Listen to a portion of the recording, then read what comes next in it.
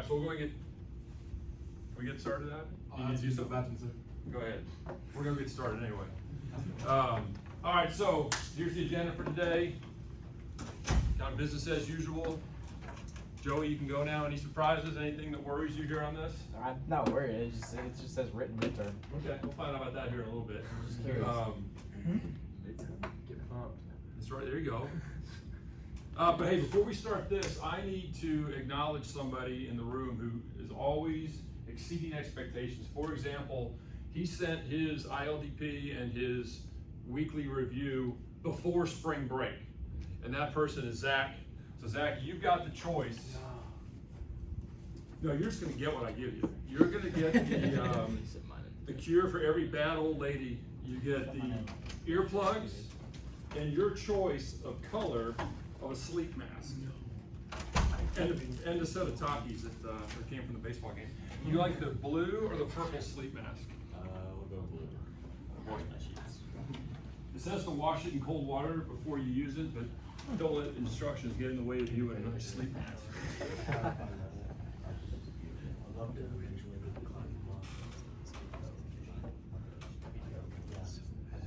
All right, so how we doing? Just check in. Spring break, first week back. It's Thursday. It's day 4. Are we back in a rhythm? No, a little bit. No, a little bit. Okay. How's the week feel? I mean, we're closing in on it, right? There's not much left. Long? Yeah. It feels long. Yeah. What do you mean by that? Time goes slowly. Okay. So I should put the video on slow-mo. Okay. Long in that this week feels long because it's kind of back to the old routine, or long in that you're looking out, there's still some tests, written midterms, finals. What's making it long? All of it adding up. What's that? I said all of it adding up. All of it, okay, the cumulative effect, okay. What do you got, Daisy? I was gonna say all of it adding up makes it feel short because I feel like I don't have enough time. It's just to, like, compressed, right? finish everything. You guys got stuff like every weekend, right? It's crazy what this, everybody thinks that the fall's bad with football, but man, the time you guys put it in the spring is no joke. You had a big event this weekend? Okay. Is that good bull or bad bull? Good. Okay, I think so. The community appreciates it. I think it's important. Do you guys always get the same assignment per outfit, or does it rotate? I think it rotates. Okay. Then you guys heard about the concert Saturday night, right? No. Okay, the first clue was all those porta potties in Aggie Park. The second clue was the speakers hanging on the amphitheater. But yeah, and there's a sign right there by the garage that says March 25th. Some band that I've never heard of, but you guys know Marty Holmes? Yes. Okay, I texted Marty. Was a senior when I was a fish. He lived right beside me, so I texted him. He was responsible for Aggie Park, the association. So I texted Marty. I was like, "What the hell's going on in the park this weekend?" So he had to let me know what was happening. So, any motivation, any successes, any opportunities? I know we're still waiting on some billets. We've heard other billets. What you got, Joey? I got an internship. That's big. You, sir, are going to win the. Purple sleep. You're going to get the re-gifted Takis that they gave out. When you go to a Tuesday night baseball game when the weather sucks, they were like, "Please take all of our Takis." I don't know if you like Takis. Who doesn't like Takis? Wait, you don't like Takis? I can't handle spicy food very well. Okay, well you can re-gift those. So how many people don't like Takis? Man, that's crazy. One of my coworkers from Michigan, we hiked to the bottom of the Grand Canyon after a meeting one time, and we stop on the way out back to fly out of Phoenix, and we get one of the other kids that we were with get some Takis, and Gian from where's Gian from? Belize. He never had Takis before, and he was just beside himself on how awesome Takis were for him. So, re-gift those, please, Joey. And if I give you some Takis, because I forget who raised their hands, please re-gift them. Congratulations. Anybody else still pending? What do you got, Chris? I find out tomorrow whether or not this financial firm, so I met with them over spring break, and they said that they wanted to create an internship program for me. Okay. So I figure out tomorrow whether or not it's going to be paid or not, and like get the whole curriculum. Okay. Paid's a big deal, right? We'll talk about that may be on my next slide. Anybody else have anything positive to share? We, other than the semester, are we feeling pretty good about the summer? Because obviously you got to look short-term and long-term, kind of like being personal as well as collective. You got there's two sets of telescope, microscope. Throughout everything in life, you got to kind of look at both angles. Let's talk about the ILC. You guys just wrapped that up. Which this is your third ILC. What do you guys think? Thumbs up, thumbs down, mid?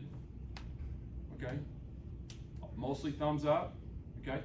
I watched the first speaker on Monday, and I went to the closing speaker yesterday. What did you guys take away from either of those folks? Zach? The last speaker really, he did talk about how, you needed to focus on, individual people, because he said when his commander, got to know him on a personal level with him and both his wife, he felt like he was, represented more within the company in Berlin. Okay. Yeah. What else do you guys have? So that kind of spoke to the paradox you read this week. I felt like the last speaker, every question he asked, it was obvious that he had experience about every different facet of questions. He was about that topic. He knew, he was obviously super experienced. So the questions that you got from the audience? Yes. So I had an observation about the questions coming from the audience. I couldn't see the questions on Monday because I watched it on a webinar. Not the question itself, but the questioner. Did any of you guys draw the same conclusion I did about who was asking the questions? On what day? Yesterday, with Major General, Medal of Honor, Major General Brady. Who asked Major General Brady most of the questions? The guys. Okay, you went with sex. Okay, a bunch of guys. There was a girl whose dad was a dust-off pilot, right? But what else collectively about the questioners? Nothing? They were mostly black belts. I think one junior asked the question. So I'm thinking about it. Okay, is this a form of leadership where you guys as white belts have had your time? You were told as a fish to make sure you have some questions for this ILC, and now you're just letting the next generation find their voice, or are you guys just being lazy? Two ways to look at it, right? Okay, so just a casual observation from a guy in the cheap seats. We want to talk about the jars from Monday?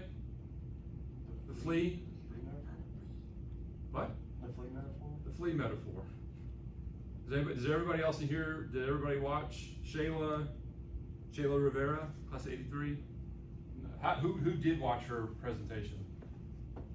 Okay, so more than half of you guys did not. So anybody want to talk about the flea metaphor real fast? What do you got, Andrew? She talked about for flea circuses, the way they train them is they put them in a jar, and so the flea will try to jump out of the jar for the first few days, but after a while, the flea will realize that they can't go higher than the lid, so it'll just jump that high. And so then you take it out of the jar, and that's what it does for the flea circus, is it always goes the exact same height. And so she talked about not being a flea, not limiting yourself. Okay, does it all seem to make sense? Because prior to putting them in a jar, the flea could jump some exponential times their height. 40 inches. Yeah, 40 inches, it would be the equivalent of us being able to jump to a 50-story high, skyscraper. So I guess my question there on the jars, I know most of you guys, this is the first time hearing it. What jars are you putting yourself in, right? That inner voice that always talks to us. The inner voice is talking to Zach right now about being stressed out about public speaking. How many jars are you putting yourself in, where you used to be able to jump this high, and now your little voice inside you is telling you, no, man, it's only this high. Okay, and then more importantly than that, what jars are you putting on your peers, your buddies, or those black belts? Okay, just think about it. Not looking for any answers today, but if anybody wants to share, please do. Because who's the biggest critic of all of us? Ourselves, right? So those damn inner voices that tell us, don't do that. You're not qualified for that. You're not ready for that. Give it till next year. Not right now. It's not your time. Try it later. Okay, later may or may not ever come. Right. So be careful what jars you're putting in. I loved. What did you think about Major General Brady's comment when they asked about ethical leadership? He went against the entire ILC motto. He said, "What the hell is ethical leadership? That sounds like some touchy-feely shit my wife keeps talking about." You know, and it's weird. I mean, I was thinking about that, you know, the day before he came up and talked about that. I mean, ethical leadership was not in the vernacular when I was here in the Corps. I don't even know if it was in the vernacular when I was in the Marine Corps. And I guess it goes back to, but I don't know if you guys have ever heard Dr. Keller talk about this. He came and took a picture with my Wednesday section, and he was talking about, hey, there's not much difference in leadership between a Marine Corps rifle platoon commander and a Chicago motorcycle gang, okay? So I think the difference is, you know, what is their mission, right? To me, maybe that's the filter. You know, leading people, influencing people, having a personal connection with somebody, and having a collective vision can happen for good outcomes and bad outcomes, right? It's just a matter, to me, I think that ethical leadership means what is the mission you're on, or what is the cause that you're serving. Do you guys agree with that? Anybody have another different personal when they hear ethical leadership? When I first hear that, I'm thinking, why don't we just call it leadership? Right? You could, right? Distill it down to the basics. Does anybody else have any thoughts on the nuance of ethical leadership? Kane's like, no, got nothing on this.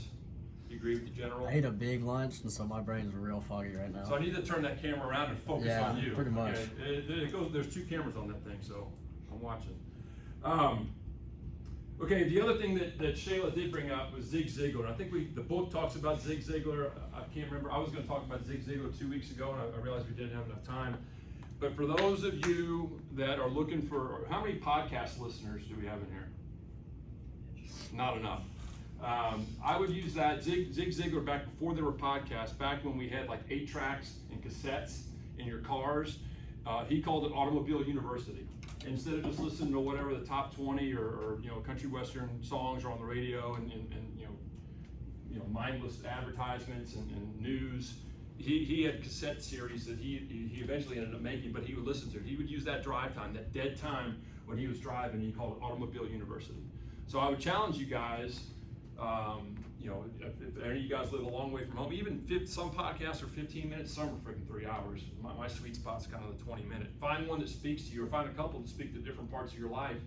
Instead of putting just, you know, nebulous Taylor Swift or Garth Brooks in your head, try something else in there in place. There's a time and place for all that. All right, so how are we doing on sleep? Down. Daisy, what's going on? Was it ever good, or has it always been like this? It was good. Okay. I just have, like, this is like the hardest semester I've ever taken, so I don't have as much time. So I feel like if I like stay up late and I don't have time to take naps during the day, so it's just consistently like bad sleep. Consistently bad sleep. Yeah. Consistency is the key, right? You know, trying to go to bed and wake up at the same time. Is anybody else doing good? Have they figured it out? Reagan, no good? Chris, what do you got? You're mid? Mid, yeah. Okay. Was you guys got the double whammy last week, right? Spring break, no routine, no things you have to get up for. What else happened last week? Yeah. Did you guys feel the effect, or are you still recovering from that? What do you got, Malcolm? My sleep schedule is actually worse over spring break than it is when I was here, because I would just like end up staying up late, either like watching TV or doing something. Like I stayed up till midnight almost every night, just hanging out with my family. Okay. Because my dad's a teacher, my sister's in high school, and my mom works from home, so we were all home together for a week. Okay. For the first time in like almost years, consistently. So it was like we were always just hanging out and staying up till like midnight, and then I would just sleep till whatever time I woke up the next day. Yeah, so I had nothing no to get set, up for. like, schedule. Okay, no schedule. So you didn't wreck your sleep plan. You just invested in quality family time. Right. Anybody else have anything? Anybody else find any hacks on keeping consistent? Because I'm sure the same thing will happen this summer, right? Unless you have an internship or unless you have summer school. I guess maybe a job, job internship, same thing. Anybody find any ways to kind of stay consistent? Consistent bedtime, plus or minus 50 minutes. Consistent wake time, plus or minus 50 minutes. Not so much, Zach. What do you got? You just turn off blue light. I stopped doing core stuff after like 9:30 at night. If Okay. somebody has like a core issue, I tell them to go away. I'm like, I'm not dealing with it right now. Okay. And then it's primarily it. I just like stop looking at my computer or my phone after I go to sleep. Who got my lavender spray? I give lavender spray in this section? Who got it? Who did I give it to? For your pillow? Wow, it made that much of an impact. In case I gotta go to the hotel. Has anybody been, I know we talked early on in the book, there's a continual thread, emotional intelligence, we talked about social intelligence this week. Has anybody continued to think about that each week? Or is it kind of just too busy? Chris is like, you haven't, what do you think? I applied it to some conversation, like, a couple days ago, actually. Okay. I don't know exactly what I think I was just talking to myself, walking around campus. Okay. And I was just, it came up, and I was like, huh. All right. Interesting. What are the other half you think about it? Did you get the deer in the headlights? What? What did the other half of you think about the conversation? I just continue to talk. I like to talk to myself. All right. Chick-fil-A, any of you guys use your gift cards yet? All right, so it worked. Did you go to Brian? On the app, if you put it in, I think you can use it anywhere. So you just Okay. put it on the app. That was my message. I ran into the guy who gave us those cards, and I was like, hey man, you got a real marketing problem here. These kids don't know where your store is, and the ones that do think it's far away. And he goes, oh, those usually work at most of the other Chick-fil-A's in town. So if you've been scared to use your Chick-fil-A card, go boldly out to the restaurants and get your free sandwich. Remember to keep adding your paradox applications to your reflections. You know, where are you applying this? Where have you seen it used, either good, bad? And then, where are my civil engineers? Okay, for my civil engineers, or for any of you guys that have buddies that are civil engineers, or seniors that are civil engineers, if they're looking for internships or jobs, my son, who's a civil engineer, class of 20, he's up in Fort Worth. They are in desperate need of civil engineers. So I go, do you need graduates? What do you need? He goes, you know, we'd be willing to do anything. So they do have paid internships, but they don't pay for your housing. So I put Fort Worth, because they have offices in Dallas and Fort Worth. So ideally the candidate would live up there so they got a free housing, or they would need to know somebody they could couch surf or stay with. Make sense? Okay, so get the word out. If you know anybody, just reach out to me and I'll connect you with my son.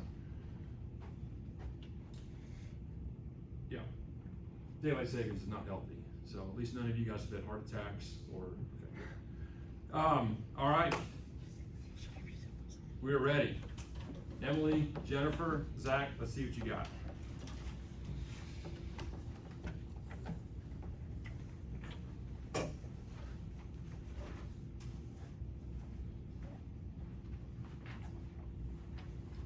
Alright, so hi, my name is Emily. I'm Jennifer. I'm Zach. So our topic is mainly over Paradox 5. Hopefully all of y'all already read it. It's going over deeply personal and overall collective. And let me just break it down a little bit for y'all. So deeply personal, at least when I was reading it, and I hope like most of y'all were reading it, it mainly means taking care of that whole person. So in retrospect of us being in the Corps and either serving our communities with community service, if you're working at like a food court, or you're working with your people and your fire team leaders as a squad leader or as a platoon sergeant, you're taking care of that whole person. You're not just, oh, go do this for me. Because how often do you see that being replicated? How often do you actually see that being done? If you don't actually get to know the person and invest in them. If you don't invest in that person, they have no investment in you and they have no investment in that mission. Going forward from that, having the hard conversations first was directly stated in the book. That's something that is crucial to putting that investment in. Because yes, you can be like, oh, how's your dad? How's your mom? Like, how's the weather? But if you're not having those hard conversations, especially if it's someone who you're having trouble with, like I mentioned before, getting those assignments done or reaching out to other people like you need them to, if you're not having those hard conversations, you're not actually getting to know that person. And if you're not having that hard conversation with someone that is becoming a conflict in the group, then it's not getting resolved by just petty statements. I said actions are proof of familiarity, and what I mean by that is that everything in the book and what this chapter has talked about is primarily about action. You're doing something. You're actually going out. You're not just saying things. You're not, oh yes, I'm familiar with my group, but what are you doing to be familiar with your group? You're having those hard conversations. You're talking to them. You're spending time with them. For example, with me as chaplain, I have a job where I'm required to be familiar with these people to uphold my commander's intent. If I want people to be in an environment that is conducive to their learning and their leadership development, I have to invest that time by taking them out of the dorms, taking them away from training times, getting to know them on that personal basis and being like, what is your purpose? What are your 5 or 3 core values that you want to live by? If you don't know those, let's develop those. So your actions are proof of your familiarity. So for example, so I call her my wife, she's my old lady. My wife and I know each other's pet peeves very well. And we act as if in every situation, anything that we approach, we're approaching with the knowledge of their pet peeves. So for me, I hate being interrupted. Like, I really hate that. It boils my blood. But she also hates being ignored or being blown off. So if she says something in the chat, or if she sends out a message, so she's our recruiting officer, I'm automatically liking that. So she feels like she's heard. So then she's like, at least you read it. And then I encourage other people to do so, and I inform other people about other people's pet peeves, so then they feel like they're being cared for. And then kind of maintaining this understanding of sprinkling versus storm was talked about in this book, and it's all about relativity. So think about brass. What were the challenges that y'all experienced during brass? A lot of it had to be either physical or mental. A lot of that is testing you on your buddy unity. But that's different for some people. Some people during a smoke are like, I'm chilling. Like, I can do 50 push-ups in like 1 minute, no problem. Versus me, if I were your buddy, I'm over there still doing my 1. So it's all relative. And when people come to you and they talk to you, it's incredibly important about this specific, deeply personal aspect of this paradox to understand that sometimes you just need to stop talking. You just don't talk. Letting the person talk to you and following up with what, how, why, and when questions will help them not only solve their own problem, because they've thought about it enough to go talk to someone else. Not only will it help them solve their own problem, but then it lets you know their thought process. So that's what deeply personal kind of means.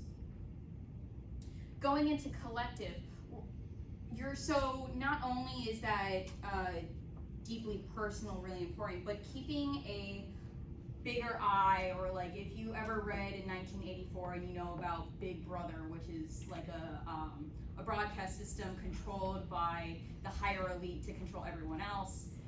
It's kind of like that. You're having this overall aspect, this mission, this goal that you have to get buy-in for.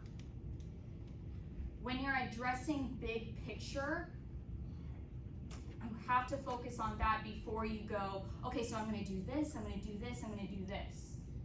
Because sometimes what you'll find out, and it's just like values, you'll find out that those aspects that you're talking about will actually converge, or they will oppose each other. Because sometimes you're like, oh, I'll put this person to, so let's say one of my buddies who has never done Facebook in his entire life, I'll put this person in charge of PR. Because we need good PR, we need funding for the outfit, but then you realize I'm not being deeply personal in that action, and I'm not being collective, because that goes directly against the mission. If he doesn't have the facilities to succeed, that doesn't achieve your collective. Secondly, all individuals and projects contribute to the mission. Just like I said, if I were to put that individual person who has never used that social media standpoint, has never had social media in their entire life, but is really good at people in PR, that's robbing them of their true faculties. Because what they can also be used for is they could be recruiting. They could talk to people. They're very good at interactions. They can talk to the moms and dads of the future cadets, but you're robbing them of that opportunity because you're putting them in a place where they necessarily don't fit the mission, that bigger mission. So that neither serves them and then neither serves you.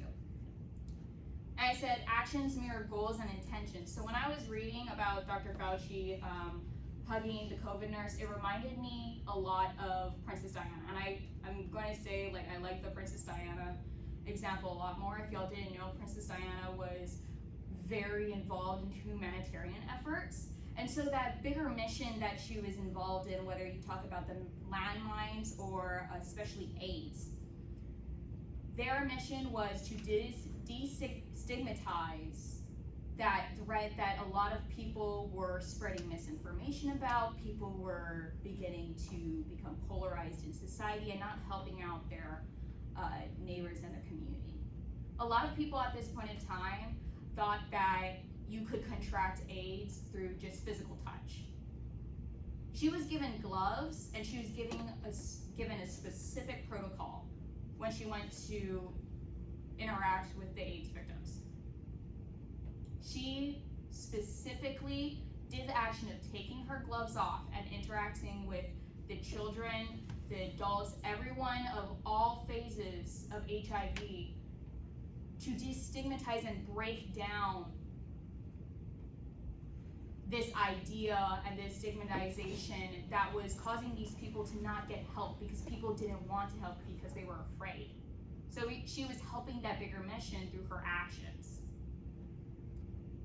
And clarifying overall goals as kind of self-explanatory.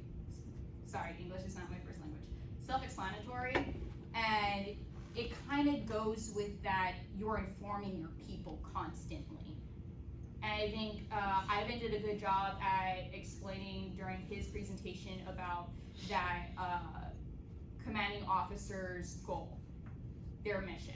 So if you're not constantly clarifying what you're doing and what the vision is, then no one has anything to work off of. Then they're like, so why does my actions matter? Why does this little thing ultimately get it to here, or like what are we even striving for? So if you don't remind people, if you don't like clarify, hey, by the way, you're doing this for this, you have a purpose. The entirety of this paradox is the focus of you have a purpose in this when you are leading people. So dichotomy is the definition that if two things are represented as being contrasted or opposed from each other. So in this paradox, being collective is overall big picture with everybody in it. Being personable with being like personable with that individual person, getting to know them for life, for lifestyle, like the family. And so personally, acknowledging personal experience of everybody. Like earlier we talked about the sprinkle versus like the hurricane example in the metaphor in the book, was that like you could have an experience and it wasn't like that bad for you, but on the other end of the spectrum, somebody's having like the worst time of their life. It affected them, like their longevity, their health. So once you like understand that everybody experiences things differently, then you can start to understand them like on a more personal level. Like, okay, for you, PT's super easy, but for me, it's like it's super hard. So then you can also get that person who's super good at PT, start helping working on that person who really sucks at it, to get them built up more, so that they can be better like in the upcoming years. And then mobilizing team members in ways to coincide with the overall goal. For me personally, I wanted to be on training chain just because I loved training. I want to be creative. I've been talking to other training sergeants across the quad, the officers. I talk to my CO and my training officer all the time about the goal and how we're gonna like delegate training times to like doing specific goals, which was trying to be top 10 in marching, top 10 in cadet challenge, and like getting our PFT score up to like 270 or above. And so we delegate training times towards those overall. But the same thing is just like, if you're passionate about something, why wouldn't you try to like work towards that goal, help them get better into like that? As Tori said earlier, like somebody might not be good at technology, but they're really good at being personable with other people, then you can start building them up with like something they're lacking into getting them into that job that they'd be really good at helping with the overall mission, and for us to be like the outfit mission or your vision. All personal interactions are reflective of the collective. So for us, we are the Corps of Cadets. We have something like 2,200 something cadets in this Corps. We have interactions with non-regs all the time, family members, teachers. We are a representation of each other. So if they have one bad interaction with us, they can start getting that bad idea that all of us are like this one way that this one person interacted with them that one time. So we have to start thinking that we are a whole, even though we are an individual person. We're representing the entire Corps Cadets as an organization. And then with 3 gifts for context application, the context is the big picture, it's the collective part. People need to know what they're striving for, what they're shooting for, what they're working towards, which whether it be like mentally, physically, spiritually, the outfit mission, core mission, personal, like career, trying to get job offers or anything. We're trying to work that network with them, so they need to know what they're trying to strive for. Application could be that they need to see somebody in that role first to know what they do, see like the good and the bad so they can take away from it when they actually get into that role. And then once they start actually doing the job, then they can start like failing on themselves, because some people need to actually fail before they can truly succeed, because then you can come in and they're like, hey, you need to fix X, Y, Z so we can do this better and help other people out along the way. And then the clarity is key. If somebody doesn't really understand like what they're doing or the mission that they're working towards, then they're not really gonna help anybody. They're kind of just like stumbling around in their position. So the clarity is key. You need to talk to them. Communication, they need to understand what they're doing, why they're there, and how they're gonna help other people and the mission of the outfit or goal organization. And then the belief is that they believe in the mission, their superiors, their peers, their subordinates, that they are all working together to one common goal to help everybody. So for me, the mission of Squadron 23 is to forge ambitious leaders of character, to develop well-educated leaders of character who will go to leadership challenges of the future. I know it sounds a lot like the core mission statement, but that's kind of what we went off of. Since we were a transfer outfit, we haven't really found our identity yet, so we're all starting to like try to figure out who we truly are. And me and my buddies have come up with this new like outfit standard packet of like what culture we're starting to adapt. And so since we're all believing in each other that we're going to adapt this new culture, that this is really going to help us move forward and get better recruiting, because right now we're 44 strong in the outfit and 42 is the limit or the minimum for outfits. So we're really trying to work hard right now for recruiting. So for the book example, Mother Teresa had a very personal, simple mission, was to serve the marginalized. She was off in India in a city where she was helping the poor and the sick people. Her main focus was to how many people she had left to serve. So instead of counting how many people she had already served, she was counting down how many people she had left to serve. So you can think of it as just like people in your outfit, like who have you helped yet? And like who you haven't had, instead of just being like, oh, I'm such a great person, I did all this and this for somebody. You could just like help people, and like you can just be humble about it. Like you don't have to go about it and spout that you're just like, oh, I did this great thing for this person all the time. You don't have to do that. And she was close to the needs of her clients. In the book, the example was that she went up to the CEO of some company that was relocating and asked if they wanted to do something great for God. And so this CEO gave the building to her so that she could most likely house the poor and the sick people, because they most likely were living in tents or just on the street. And so knowing the needs of the people that you are working with, your subordinates and maybe your peers, if they're struggling, that means they know that you deeply care about their betterment, like their health, their longevity, like their career aspects. And she never lost motivation because she always thought one life at a time.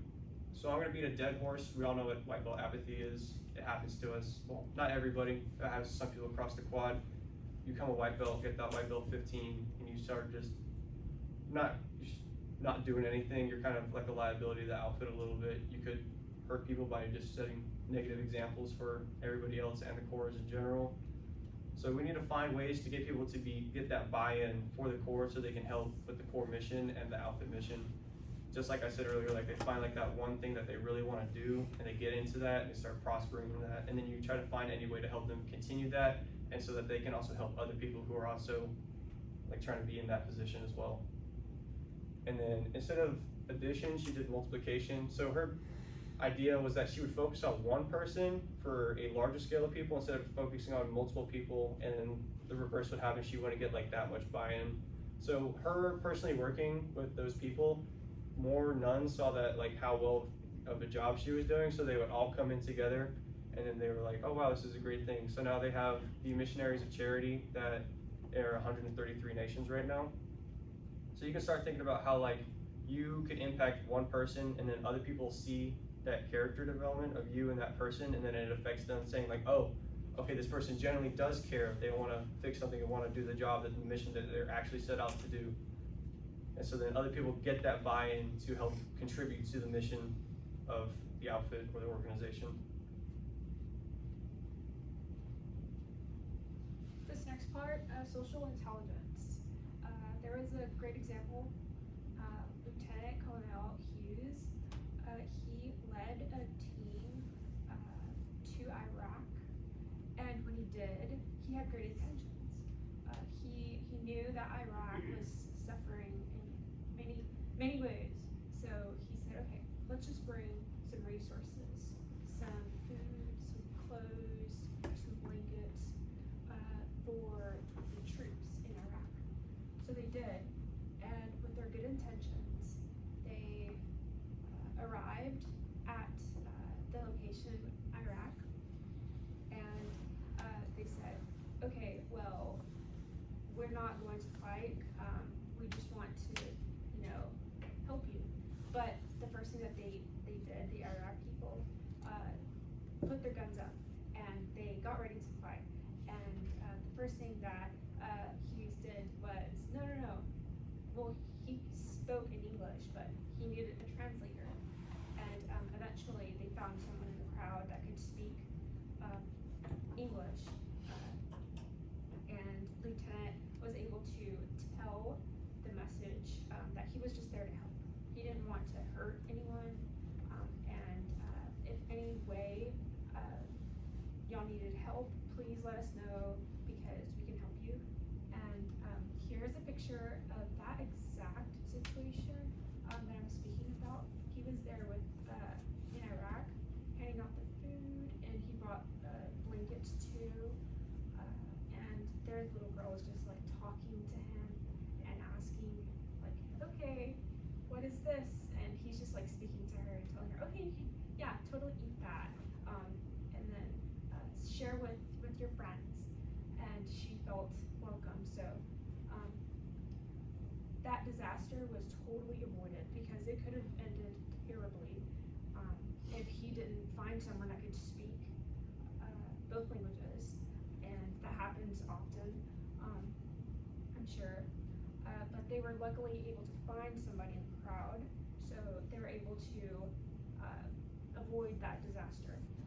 And the main points that social intelligence brings about are social awareness. And when you have social awareness, you are able to either disconnect or connect with the group, which is very valuable points that you met.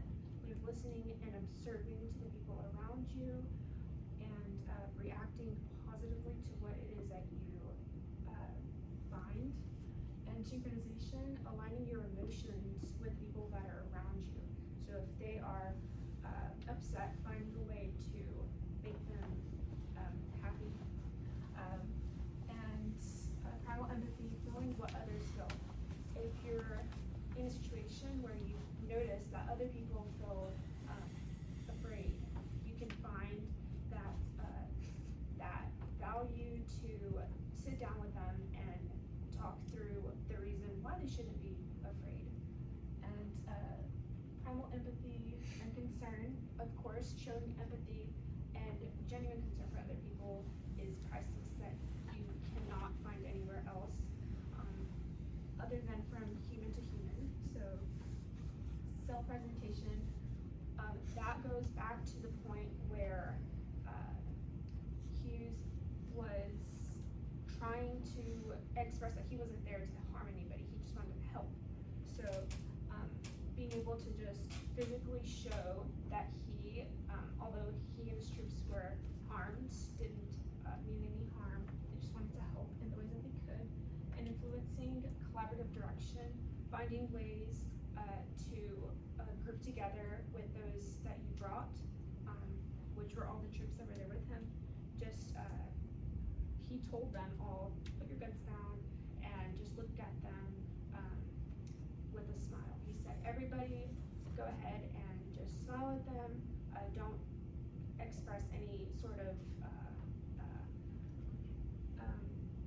anticipation in what you are going to do, because we're here to do something good. So then they started to smile at the people from Iraq, and they eventually bought in and said, okay, maybe they are trying to just help us. And then they felt at peace, so then they put their rocks down, because they had big enough rocks to throw back at the troop people, at the soldiers.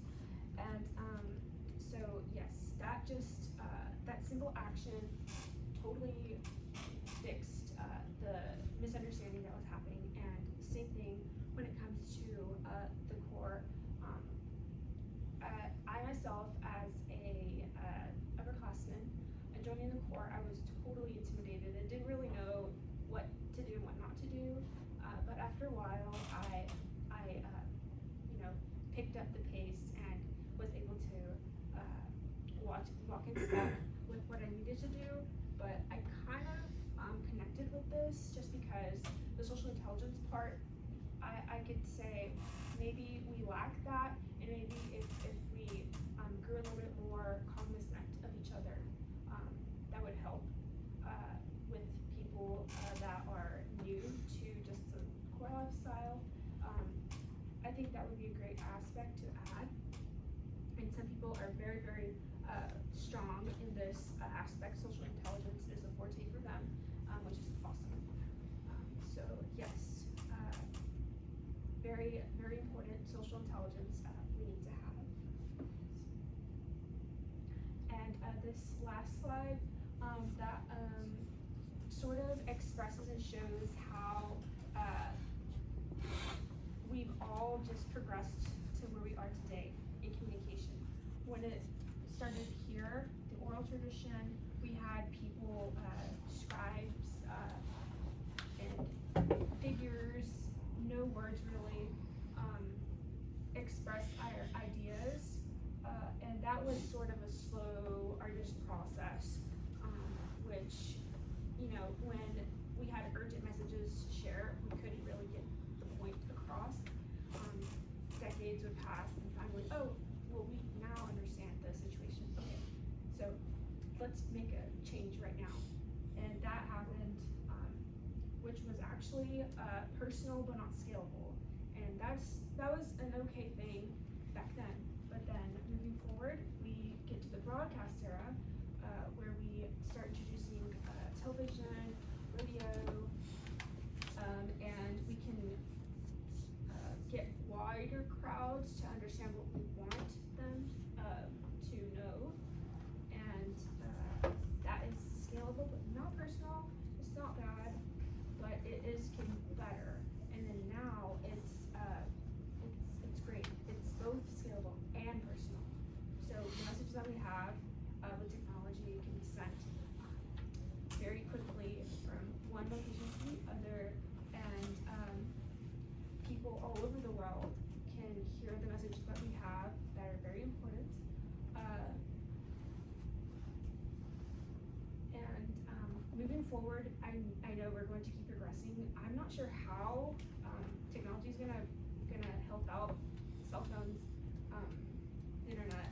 I don't know how far we're gonna keep progressing, but yeah, I know for sure we're gonna keep moving forward. So good aspects on that. Good for good communication. Going to a couple of personal examples that I've experienced. So if y'all don't know me personally, I am a microbiology major, so I got a job over this past summer being a summer school science teacher. The thing about being a science school summer teacher is that we're incredibly understaffed. I had 40 kids in one classroom from ages 5 to 13. One classroom, not like periods, no. I had 5-year-olds biting each other and pulling each other's hair, and I also have 13-year-olds biting and pulling each other's hair. The thing about the mission of the school that I was working at, which is Stepping Stone School, it's a Montessori school, which basically means provides activities for kids to learn ahead of what school is teaching them, or learning quality life skills before they reach to school.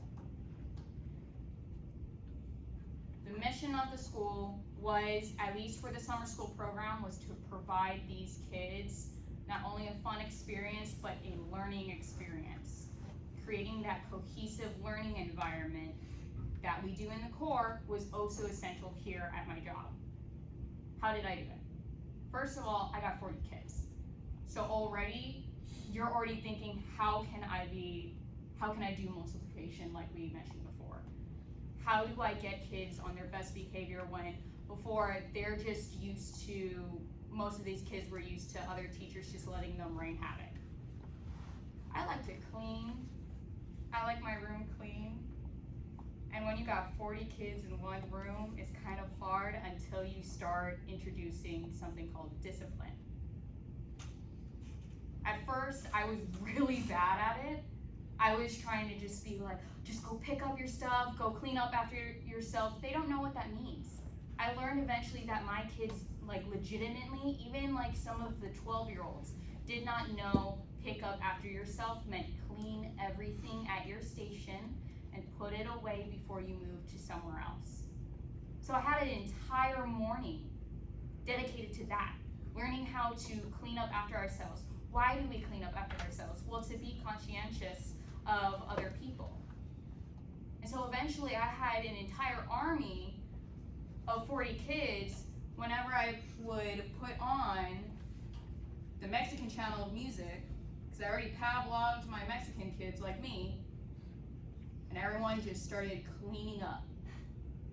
So that's a little bit about learning how these people are motivated, and then bring that into your workspace, or learning how to do that with like being a chaplain or a platoon sergeant or anything else of that facet. So, yes. Awesome. Thank you guys, round of applause. So your buddies went a little long and saved you from your written midterm. Well, I'm gonna give it to you next week. So yeah, you guys really owe them like Takis or lunch or your gift cards that you haven't used.